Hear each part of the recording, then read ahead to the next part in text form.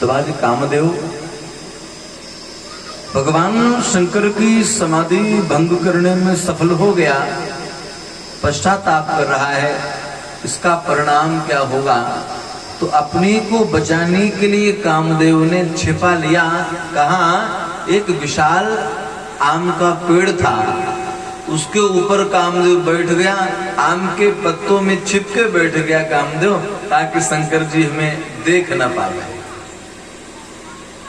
भोलेनाथ की जब समाधि खुली, ध्यान भंग हुआ, नैन उघारी सकल दिश देखी, सभी दिशाओं में शंकर जी देखने लगे।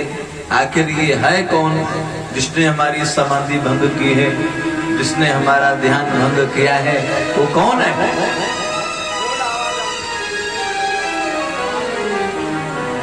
अंत में भोलेनाथ की दृष्टि जब पड़ी, शिव जी ने देखा कामदेव छिपा हुआ बैठा है। कहाँ बैठा है? तो सौरभ पल्लव मदन बिलोका,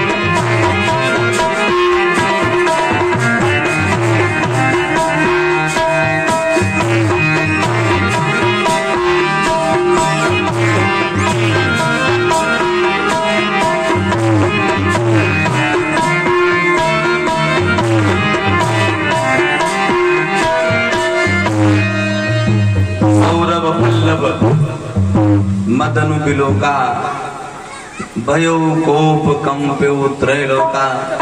भगवत प्रेमियों, भगवान शंकर ने देखा कामदेव छिपा हुआ बैठा है, और जैसे ही काम पर दृष्टि पड़ी, भयो कोप,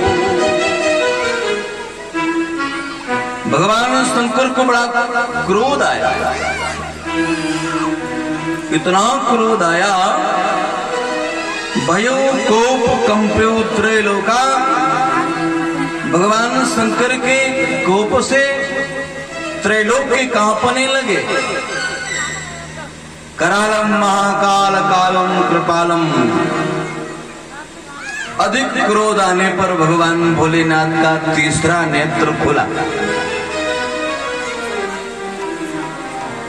तीसरा नेत्र खुला शंकर जी का। तब शिवती सर नयन उघारा, चितवत काम भयउ जरीसा।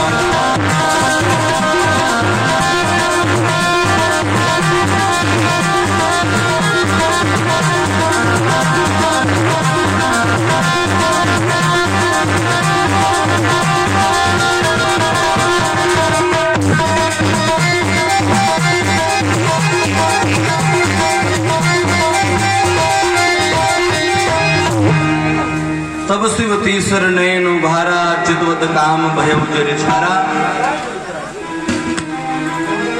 अधिक क्रोध आने पर भगवान शंकर का तीसरा नेत्र खुला, अग्नि ज्वाला निकली। जिस अग्नि ज्वाला में कामदेव जल करके भस्म हो गए।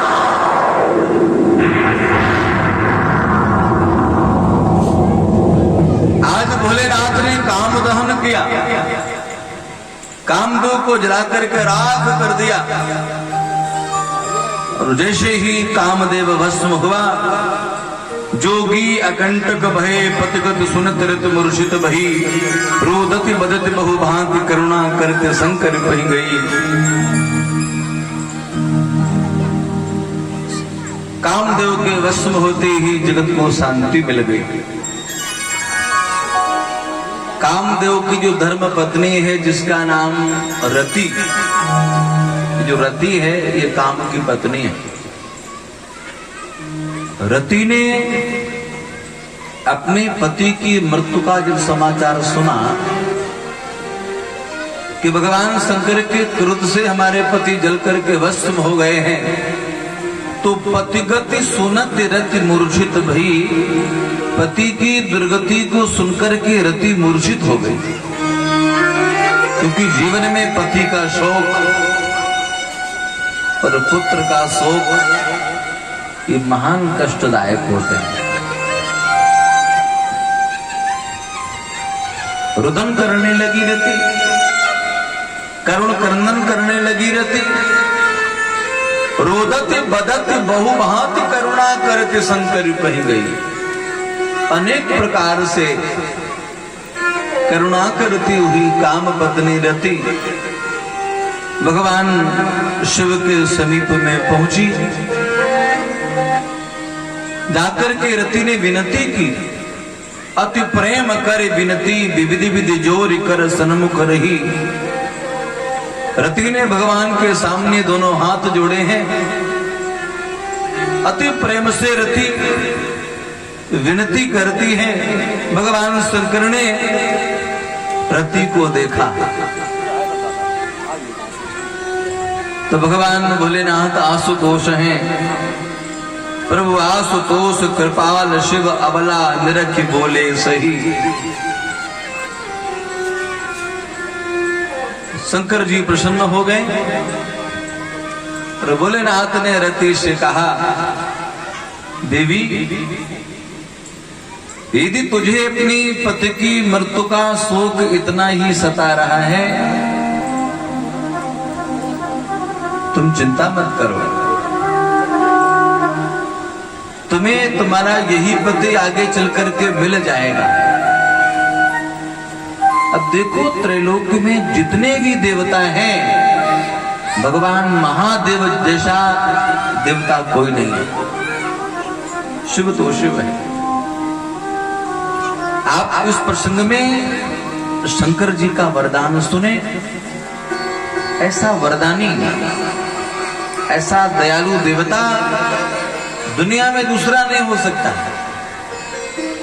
शंकर जी ने कहा कि यदि तुझे अपनी पति की मृत्यु का शोक इतना ही सता रहा है, तू अपने प्रीतम के शोक सागर में संतप्त हो रही है, तो हे देवी चिंता करने की कोई जरूरत नहीं है, तुम्हें तुम्हारा यही पति आगे चल करके मिल जाएगा। रति ने कहा, जो हमारे स्वामी हमारे सामने राग बन गए हैं वो हमें कैसे मिलेंगे? तो शंकर जी कहते हैं, देवी अवते रथ तवनाथ कर होई ही नाम अनंग। इनका नाम बदल जाएगा, इनका रूप बदल जाएगा। महाराज इनका नाम क्या होगा? बोले अभी इनका नाम था कामदेव, और आगे चल करके इनका नाम अनंग होगा। अनंग। तो रति ने कहा कि महाराज अनंग का अर्थ क्या होता है? अनंग किसे कहते हैं? तो भोलेनाथ ने बताया, अनअंगा अनंगा इति, जिसके कोई अंग न हो, कोई चिन्ह न हो, कोई रूप रंग न हो, उसका नाम अनंग। रति ने कहा, महाराज जब हम अपने स्वामी को देख भी नहीं सकते तो ऐसे पति को पाकर के लाभ क्या? जिनका हमें दर्शन भी नहीं हो सकता, ऐसे पति को पाकर के हमें क्या लाभ मिलेगा? तब भगवान भोलेनाथ ने कहा कि तेरा जो पति होगा उसकी विशेषता होगी, बिन बप व्यापी सबने कहा सुन निज मिलन प्रसंग। ये बिना शरीर के सबको व्याप्त होगा। बपु अर्थात शरीर। शंकर जी ने कहा कि तुम्हारे पति के शरीर कोई नहीं होगा, लेकिन बिना शरीर के ही ये सबको व्याप्त होगा। तो कामदेव का कोई शरीर नहीं है, बिना शरीर के भी कामदेव चींटी से लेकर के हाथी तक सबको व्याप्त होता है, सबको सताता है। रति ने कहा, हमारे स्वामी हमें कब मिलेंगे, हमारा पुनर्मिलन कब होगा जीवन में? तो भगवान भोलेनाथ ने रति को बताया। जब यदुवंश में पृथ्वी का महाभार दूर करने के लिए भगवान कृष्ण भूतल पर अवतार लेकर के आएंगे, जब कृष्ण का अवतार होगा ना, तो कृष्ण तनय होई ही पति तोरा,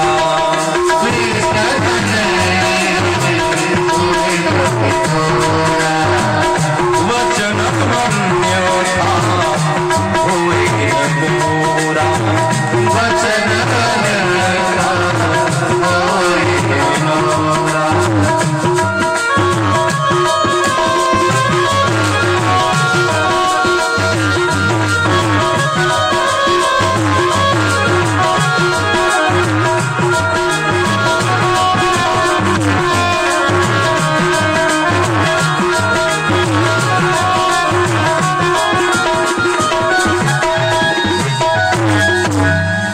शंकर जी ने कहा, तुम्हारा ये पुत्री कामदेव द्वापर में जाकर के भगवान श्री कृष्ण का प्रथम पुत्र प्रद्युम्न बन करके पैदा होगा और तुझे मिलेगा। जो रति ने ये सुना, रति प्रसन्न होगा। रति गवनी सुन शंकर बानी, कथा अपर अब कहूं बखानी। भगवान भोलेनाथ के द्वारा ऐसा विलक्षण वरदान प्राप्त करके रति चली। वही कामदेव भगवान शिव के वरदान से द्वापर में जब भगवान कृष्ण ने अवतार लिया, भगवान का विवाह रुक्मिणी जी के साथ में हुआ। कल की कथा में हम आप सभी सुन चुके हैं। रुक्मिणी के साथ में भगवान का जब प्रथम विवाह संपन्न हुआ, समय आने पर वो कामदेव भगवान श्री कृष्ण का प्रथम पुत्र